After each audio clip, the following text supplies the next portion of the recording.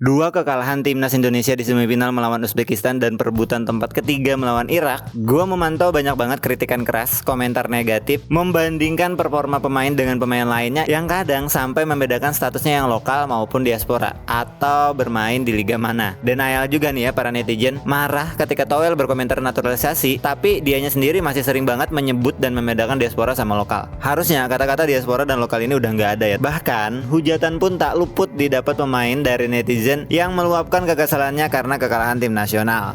Bermain di negara yang supporternya cinta gila dengan sepak bola dan memiliki tuntutan yang sangat tinggi untuk tim nasionalnya memang jadi sebuah tantangan tersendiri untuk para pemain. Selain mendapatkan atensi yang begitu banyak ketika menjadi pemain timnas, pemain juga akan dibebankan sebuah resiko besar ketika tampil buruk dalam membela timnas. Jika kita selalu mencoba untuk mengedukasi ratusan juta supporter sepak bola kita agar dapat lebih kondusif menyikapi kekalahan timnas dan permainan buruk pemain, namun bagaimana jika kita rubah mindset? Daripada mencoba mengedukasi 200 juta lebih orang, kenapa kita tidak menuntut ke 11 orang agar punya mental yang lebih baik? Tentunya tanpa menghapus edukasi agar supporter kita juga jadi lebih baik ya teman-teman. Ketika menjadi pemain tim nasional Indonesia, sebenarnya bukan cuma resiko hujatan, tapi ketika pemain mampu bermain bagus, sanjungan setinggi langit dari segala sudut Indonesia juga datang menghampiri. Para pemain yang menjadi pemain tim nasional juga mendapat benefit berupa atensi yang luar biasa yang mampu merubah hidupnya secara signifikan.